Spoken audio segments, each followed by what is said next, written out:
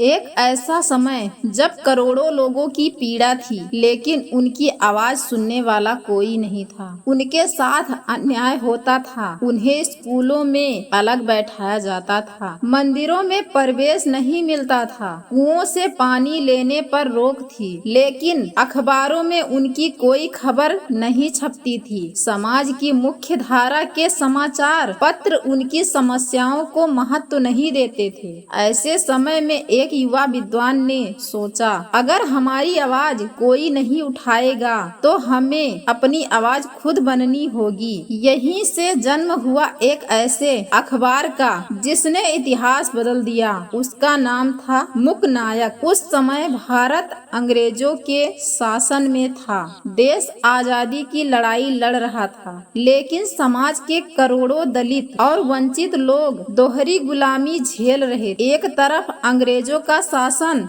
दूसरी तरफ जातिगत भेदभाव। उनकी पीड़ा को न कोई नेता पूरी तरह सामने ला रहा था और न ही अधिकांश अखबार। तब युवा डॉक्टर भीमराव रामजी अंबेडकर ने महसूस किया कि केवल भाषणों से बदलाव नहीं आएगा। लोगों तक विचार पहुंचाने के लिए एक मजबूत माध्यम चाहिए। ऐसा माध्यम जो सच लिखे और डर कर ना लिखे, जो उन लोगों की आवाज बने जिन्हें समाज ने बोलने का अधिकार भी नहीं दिया। यही वह वर्ष था, साल 1920, जब मूकनायक का पहला अंक प्रकाशित हुआ। मूकनायक, मूक यानी जिनकी आवाज दबा दी गई, नायक यानी उनका नेतृत्व करने वाला। यह केवल एक अखबार नहीं था, यह करोड़ों लोगों के आत्मसम्मान का पहला सार्वजनिक मंच था। इसके माध्यम से बाबा साहेब ने लोगों को बताया, अपने अधिकारों के लिए शिक्षित बनो,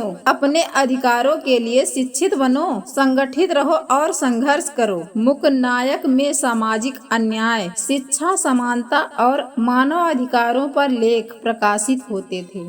हर अंक लोगों के भीतर आत्मविश्वास जगाता था। लोगों को पहली बार महसूस हुआ कि उनकी पीड़ा अकेली नहीं है, लेकिन यह रास्ता आसान नहीं था। पैसों की कमी थी, विरोध करने वाले बहुत थे। कई प्रभावशाली लोग नहीं चाहते थे कि दलित समाज शिक्षित हो और अपने अधिकारों की बात करे। फिर भी बाबा साहेब पीछे नहीं हटे। उन्होंने हर कठिनाई का सामना किया, क्योंकि उन्हें पता था, अगर विचारों की मशाल जल गई तो उसे कोई बुझा नहीं पाएगा। मूकनायक धीरे धीरे एक आंदोलन बन गया। यह अखबार लोगों को केवल खबरें नहीं देता था, यह उन्हें सोचने की ताकत देता था। मूकनायक ने हजारों युवाओं को प्रेरित किया। लोग शिक्षा की ओर बढ़ने लगे, अपने अधिकारों को समझने लगे। बाबा साहब का संदेश गांव-गांव पहुंचने लगा। यही वह दौर था जिसने आगे चलकर सामाजिक न्याय के बड़े आंदोलनों की नींव मजबूत की।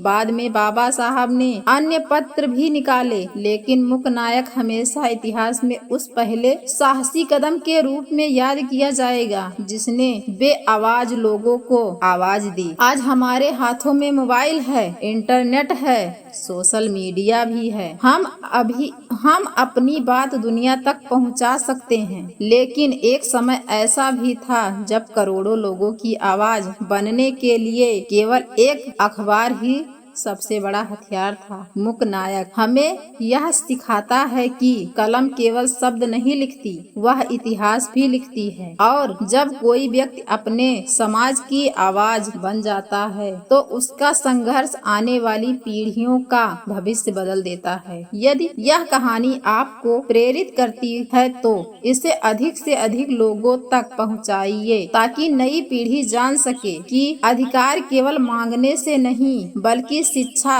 संगठन और सतत संघर्ष से प्राप्त होते हैं। जय भीम, जय संविधान।